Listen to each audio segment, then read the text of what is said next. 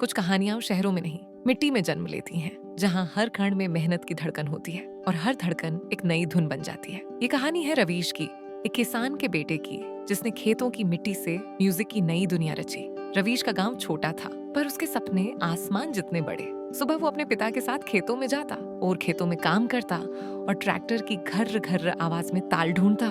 उसके लिए हर आवाज एक धुन थी। पानी की बूंदें, बैलों की घंटियां, हवा का झोंका, सब कुछ उसके अंदर किसी धुन की तरह गूंजता था। घर की हालत ठीक नहीं थी। पिता खेती करते थे, माँ घर और बच्चों को संभालती थी। इस कारण इतने पैसे नहीं थे, पर रवीश के अंदर जो जज्बा था वो किसी अमीरी से कम नहीं था। रात को जब सब सो जाते, रवीश अपने पुराने मोबाइल में म्यूजिक ऐप खोलकर धीरे धीरे खुद से बीट्स बनाना सीखता। कभी साउंड गड़बड़ होती, कभी फोन हैंग हो जाता, लेकिन वो कहता साउंड क्लियर नहीं है पर फील सच्ची है। 12वीं के बाद सबने कहा कृषि में लग जा बेटा, यही काम तेरे बाप दादा का है। पर रवीश ने कहा मैं भी खेती करूंगा, पर धुनों की। मेरी फसल बीट्स होगी और मेरा खेत स्टूडियो।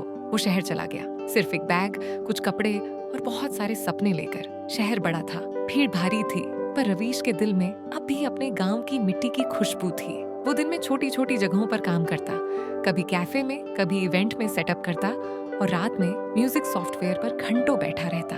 लोग कहते कि ये सब फालतू है, इससे कुछ नहीं होगा। रवीश बस मुस्कुरा देता। वो जानता था हर हंसी एक दिन तालियों में बदलेगी। वो छोटे छोटे रैपर से डीएम पर बात करता, कहता भाई पैसे मत दे, मैं तेरे लिए फ्री में बीट बना दूं। कई बार बीट्स अस्वीकार हुई, क्रेडिट नहीं मिला, नाम मिटा दिया गया, लेकिन रवीश ने कभी हार नहीं मानी। वो कहता अगर मेहनत सच्ची है तो एक दिन नाम खुद बोलेगा। फिर एक रात उसने अपनी जिंदगी की सबसे दिल छू लेने वाली बीट बनाई। उसने अपने गांव की यादें उसमें डाल दी, ट्रैक्टर की आवाज, बांसुरी की मधुरता और ढोल की थक-थक। उस बीट का नाम रखा मिट्टी के धुन। वो बीट उसने एक छोटे रैपर को भेज दी।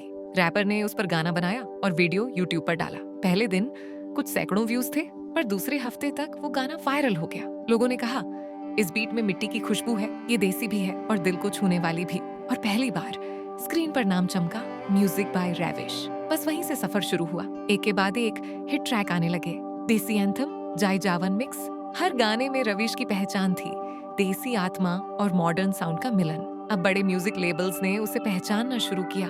उसने अपना खुद का स्टूडियो खोला, नाम रखा राइज बाय बीट्स, क्योंकि वो जानता था अगर जड़ों से जुड़कर ऊपर उठो तो जीत हमेशा अपनी होती है। पर फेम आने के बाद भी रवीश नहीं बदला, एकदम डाउन टू अर्थ। वो अब भी अपने पापा के साथ खेत में जाता, हाथों में मिट्टी लेकर कहता ये सब इस मिट्टी की देन है। उसने अपने गांव में एक म्यूजिक स्कूल खोला, जहां बच्चों को सिखाया जाता है कि म्यूजिक सॉफ्टवेयर नहीं, दिल से बनता है। वो कहता है हर आवाज म्यूजिक है, बस उसे महसूस करना सीखो। आज रवीश के पास गाड़ियां हैं, स्टूडियो है, बड़े कलाकारों के साथ काम है, पर वो अब भी वही लड़का है जो ट्रैक्टर की आवाज में ताल ढूंढता था। एक शाम जब सूरज ढल रहा था, वो अपने खेत में बैठा था, हाथ में गिटार और आंखों में वही पुराना जुनून। उसके पिता पास आए और बोले बेटा अब तो तू शहरों में नाम कमा लिया, पर यहाँ भी तेरी धुन गूंजती है। रवीश मुस्कुराया और बोला पापा, जहाँ मिट्टी है वहीं से मेरी बीट्स की आत्मा है। हमारे खेत की मिट्टी ही मेरा पहला स्टूडियो थी। और फिर उसने आसमान की तरफ देखा और कहा